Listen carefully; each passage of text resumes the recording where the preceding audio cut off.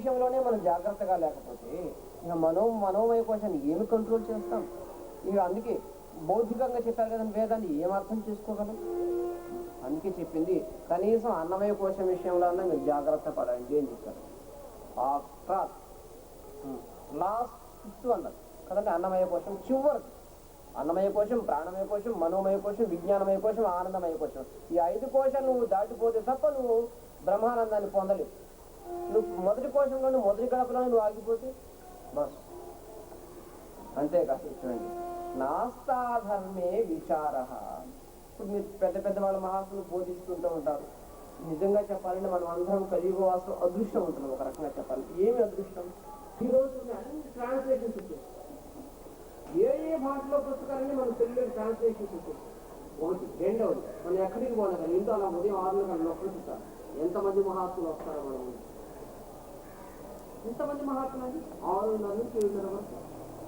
దానికోసమే ఛాన్స్ అయితే ఎంత యూటిలైజ్ చేసుకుంటున్నాం అని అడగండి. అది మళ్ళీ ఎన్నో నామం చెప్పాడు. ఏమిటి ప్రశ్న మళ్ళీ చెప్పండి. అది ఎన్నో నామం చెప్పారు ఈ రోజు. ఆయన ఏదో రోజు 2 నామాలు చెప్పేస్తుంటారు. అదే ఆ 2 నామాలు ఈ రోజు ఏ 2 నామాలు చెప్పారు? టెక్స్ట్ బుక్ మనం ఫాలో ఏమైందని టెక్స్ట్ బుక్ పెట్టుకుంటే వాళ్ళు చెప్పారు. అక్కడ తెలియని విషయం కాబట్టి ఆ హరియో అన్నది సాంప్రదాయం. ఆ డైరెక్టర్ అంట ఆవిడ పాట అందుకోగానే ఎప్పుడైతే ఓకే కట్ అంటారు. మామూలు చూస్తుంటే కట్ అని కానీ ఓకే పాట అయిపోతే నెక్స్ట్ టైం మళ్ళీ చెప్పాలి టేక్ అంటారు డైరెక్టర్. ఇక్కడ హరియో నెక్స్ట్ టైం వాళ్ళు స్టూడియో బెట్ హరియో అన్నారు. హరియో నెక్స్ట్ టైం నుంచి టేక్ అనగానే హరియో అని చెప్పి సౌండ్ మొదలుతో వాళ్ళు కూడా చక్కగా వెళ్ళబోతుంది. స్టూడియో వాళ్ళంతా హరియో మరి హరియో ఎంతో ఏమైంది చెప్పండి. అలా మీరు ఒక్కసారి మీరు ఆ సౌండ్ మీరు చేయడం కదా మొదలెట్టి మీ ఇంట్లో వాళ్ళంతా కదా వచ్చేస్తుంది. మళ్ళీ జోక్ కట్టిస్తే కదా మీ పేరు మీద ఇంకో విషయం. నేను ఎవరికైనా ఫోన్ చేసినప్పుడు మా ఇన్స్టిట్యూషన్ ఏమో హరియో అనుకుంటారు. వాళ్ళ ఇంట్లో అబ్బాయిలో అమ్మాయిలో ఫోన్ ఎత్తగానే వాళ్ళు అంటారు ఇదిగో వాళ్ళ నామ చెప్పి ఎక్కడికో పోవాలి ఇక్కడ పోతాడు ఫోన్తో ఆఫ్టర్ ఫోన్తో పోతాడు. మనసాన్ని ఉండాలి కానీ మార్గం ఉండదని ధ్యానం చేస్తుంది. అనేక శంకరాచార్య లక్ష్య సంఖ్య ఈ లక్ష్యంలో జపం చేయలేదు. చేయలేకపోతున్నాను కూడా అంత శక్తి నాకు లేదు, అంత పట్టుదనం లేదు నా శరీరంలో. మనసులో అంత ఏకీకృత భావం లేదు. మనం అనుకున్న జపం చేయడం తేలిక కాదు అనిపిస్తుంది. అందరూ అనుకుంటున్న జపం చాలా తేలిక, చాలా సంభవం అసంభవం దయచేసుకోండి. అందుకే మన వాళ్ళు జపమాల ఎందుకు పెట్టారంటే క్రియకు శబ్దానికి ఒక లింక్ అవినాభావం అనుసంధానం చేసి కానీ జపం చేయడం మొదలు పెట్టి మాట కలుగుతున్నాం. ఓం నమ శివాయ అని ప్రతిసారి ఒక మాన అలా కౌంట్ చేస్తే మీరు పొరపాటు మనసు ఎక్కడికైనా వెళ్ళిపోగానే ఆ వేరు కౌంట్ చేయడం ఆగిపోతుంది. అలానే ఉంటుంది. అంటే ఇప్పుడు నీ మనసు ఎక్కడికో వెళ్ళిపోయిందో తెలుసుకోండి. వేరే నీకు వేరు నీకు కలగకుండా అలానే ఉందనుకోండి. నా మనసు ఎక్కడికో పోయింది. సో అగైన్ మళ్ళీ నువ్వు చెప్పడం కౌంట్. మనుషులకి కౌంటింగ్ మిషన్స్ తెలియదు కాదు. మన వాళ్ళ సైన్స్ కూడా ఈ అందరూ పెట్టేసాం. అందరం కాదు. అందుకోసం రుద్రాక్షం జపం చేయండి, తర్వాత స్ఫటికాలు జపం చేయండి, లేదా తులసిని ముడుకుని అవన్నీ వాళ్ళు చెప్పింది అందుకోసం ఉంటాయి. వాటి కాదు కౌంటింగ్ మిషన్ తెలియక కాదు చక్రాలు తయారు చేయగలరు. అక్కడికి సాంప్రదాయాన్ని అనుసరించాలని చెప్పి పోనీ అందరినీ చెప్పండి. అంతే కదా కొన్ని బీజాక్షరాలు జపం చేసినంత వాక్ పద్ధతులు కూడా నాకు లేకపోవచ్చు. ఏం చేస్తాను? అంతేకాదు నువ్వు తప్తం గంగా తీరే గంగా ఒడ్డుకెళ్ళి జపం చేయడం కానీ వ్రత జప నియమై అక్కడ కూర్చొని వ్రతాలు జప వారు లేదంటే ఆమె లేదా అతను లేదా ఆమె భారతీయులు చెప్పుకోవడానికి అర్హత లేదు. మన జీవిత విధానం మన సంస్కృతి యావత్తు గంగానది ఉంటుంది. గంగానదిలో ఆవిర్భవించి మన సంస్కృతి యావత్తు గంగానదితో జీతమైంది. అటువంటి మన హిందూ సంస్కృతిని మనం ఒకసారి తెలుసుకొని ఒక్కసారి అయినా పుస్తకం పొందాలి. ఇంకా కావాలంటే మీరు అనుమానిస్తారు. ఒకసారి గంగలో పొందండి ఎంత పవిత్ర భావం. అందుకే మరణించినప్పుడు మన పిల్లలు ముఖ్యంగా హరిద్వారం విశేష ఇంకా హిమాలయాల్లో మనం స్నానం చేస్తే చాలా పరం కావాలి. అంతేకాదు 12 ఏళ్ళు కాగా అలా స్వర్గంలో అడుగుపోయేటప్పుడు అయిపోతుంది. అంత పవిత్ర భావం ఉంటుంది. అందుకే మన మహారాష్ట్రంలో గంగా ఒడ్డుకి తపస్సు చేసుకుంటూ ఉంటారు. వాళ్ళు వచ్చి అక్కడ గంగా జలం తీసుకుంటారు. అందుకే మన హిమాలయ యాత్రకు వెళ్ళాలి. ఎందుకంటే అక్కడ గంగామయ్య ఉంది. ఆ గంగామయ్య చూసినప్పుడు నేను ముస్లిమ్స్ చూడండి ఎంత చక్కగా మక్కాకు వెళ్ళొస్తారు, క్రిస్టియన్స్ చూడండి ఏ విధంగా చక్కగా వ్యాటికన్కి వెళ్ళొస్తారు. మనం మాత్రం గంగకు వెళ్ళాం. ఎందుకంటే భయం, అమ్మో టెర్రరిస్ట్ ఎక్కడ చంపేస్తారు. మా హామీ ఏమంటే ఇక్కడ పోవా, అక్కడ పోవడం మంచిదే కదా.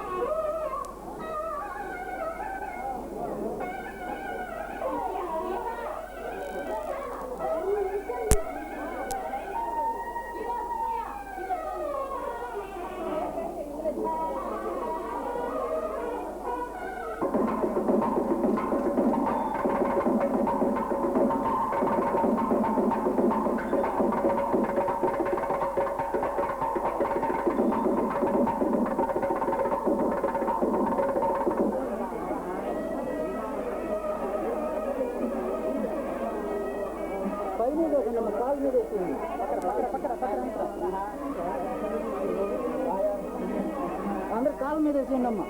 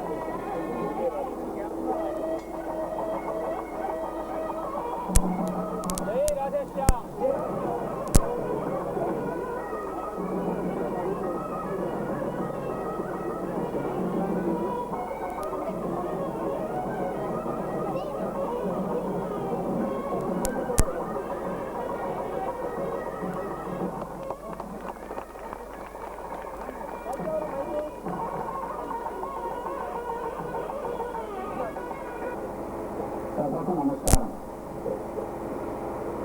ప్రప్రథమంగా శ్రీ మాతా శివశక్తి వారి దివ్య పాదార్థనలకు నమస్కారం.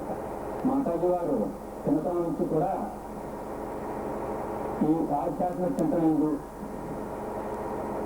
భాగవత రామాయణాన్ని కూడా చిన్న బాల్యం నుంచి కూడా ఎంతో ఆసక్తి కనపరుచుకునేవారు. దానికి తగ్గట్టుగా మాతాజీ వారు తాతగారు తర్వాత మాతాజీ వారు చింతలపూడి గ్రామం పశ్చిమ గోదావరి జిల్లాలో ఉన్నటువంటి ఆశ్రమంలో శ్రీ పూజలు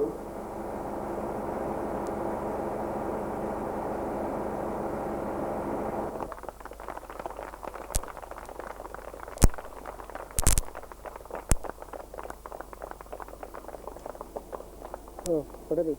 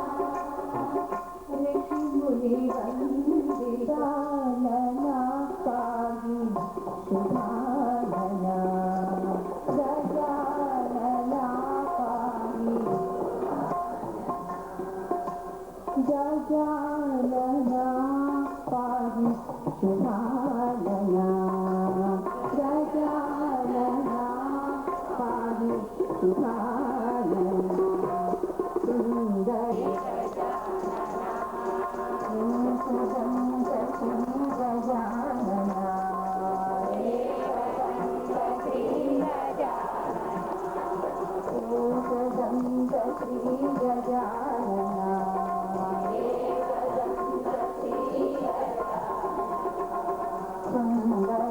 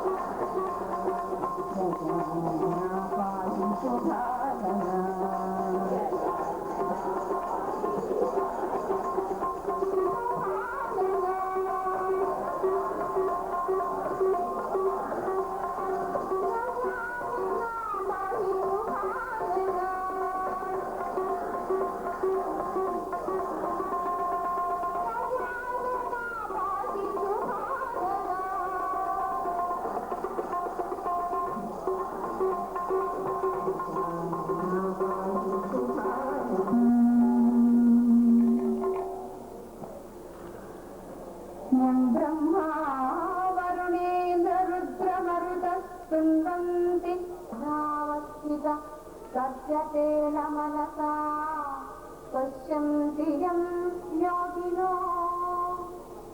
యశాంతం న విదుఃసురాసురగణాః దేవాః. ప్రణామములు. ప్రియ దివ్యాత్మ స్వరూపులారా, మీ అందరికీ మా మంగళాశాసనములు భగవదాలు. ఇప్పుడే చెప్పాను, మన తాత్కాలికమా అనేది తర్వాత మనం నిశ్చయించుకోవచ్చు. వారు సంవత్సరం నుంచి ఇలాంటి కార్యక్రమాలు చేస్తూ మీ ఈ చీరాల పట్టణ వాసులైన మీ అందరికీ అంటూ మీకు మాకు ఒక సంయోజక. వారు మమ్మల్ని పిలవలేదనుకోండి, మా చీరాలని ఎలా వస్తాం? మధ్యాహ్నం ఏమిటండి చీరాలు? అయ్యో చీరల ప్రసిద్ధి ఉంది అన్నారు. ఓ అలా మాకు తెలియదండి చీరల ప్రసిద్ధి అని. మీకేం షాపింగ్ చదివిపోరు కదండి, మీకేం తెలుస్తుందండి? అందుకేనండి చాలా విషయాలు నాకేమీ తెలియదు. సరే, మొత్తానికి చీరాలలో ఉన్న మీకు ఈ దేహమే నేను అని అనుకున్నప్పుడు, ఆయనకి సుఖం కావాలి, భోగం కావాలని కోరిక ఉన్నప్పుడు ఆ యజ్ఞం చేయడం అంతవరకు సాగదు. కానీ వచ్చినటువంటి ఈ మనిషి అజ్ఞానిగా ఉండిపోకూడదు. అజ్ఞానం తగ్గాలి, సుజ్ఞానం పెరగాలి. రోజు రోజుకి ఇది తగ్గాలి, అది పెరగాలి. మనకు అది వివక్షలో సామెత కూడా ఉందిగా, కథ వేస్తే కాకరకాయ వస్తే కీకరగా అయిపోయింది. ఇవాళ మనకి పైకేమో చెప్పుకుంటాం, నేను ఎవరుకున్నారని భగవద్గీత 18 అధ్యాయాలు పారాయణం చేస్తాను. రామాయణం భాగవతం అంతా కంటారు.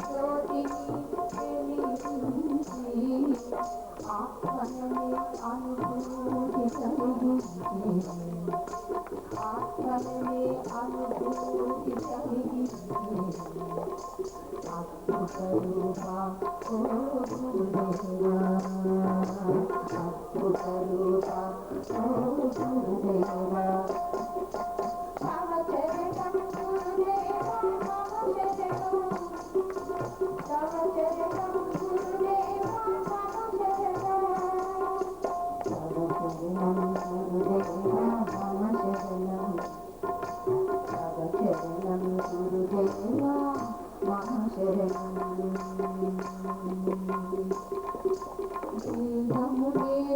భావము తొలగించి ఛాసము కలిగించి దేహము ఏదను భావము దేవాది దేవా గురుదేవా, దేవాది దేవా గురుదేవా.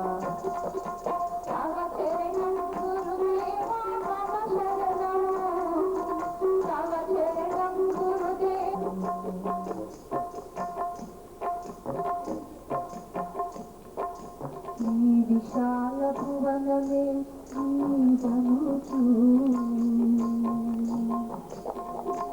ఈ విశాల భువనమే జనుచు విశ్వ ఈశ భావమే జనుచు విశ్వ ఈశ జీవైక్యము బోధించే. విడిచిపెట్టు, రామచంద్రుల ధర్మాన్ని ఆచరించు అని తెలియజేస్తుంది. యావత్ హాస్యంతి గిరయః కవితశ్చ మహీతలే తావద్ రామాయణ కథాలోకేషు ప్రచురిష్యతి అని ఈ లోకానికి రామాయణానికి ఉన్నటువంటి సంబంధాన్ని సాక్షాత్ సృష్టికర్తైనటువంటి బ్రహ్మగారు నాకు ఒక ఆశ్వాసంగా చెప్పారు. ఎంతవరకు ఈ లోకంగా ప్రవాహము, కథా ప్రవాహము, సుధా ప్రవాహము ఇది సాగుతూనే ఉంటుందయ్యా, చరిష్యతి ప్రవహిస్తూనే ఉంటుందయ్యా అని చెప్పారు. లోకేషు ప్రచురిష్యతి. ఇలా ప్రశ్నిస్తారంటే అసలు రాకపోయేవాడు ఉంటారు. రండి బాగుంటుంది కదా.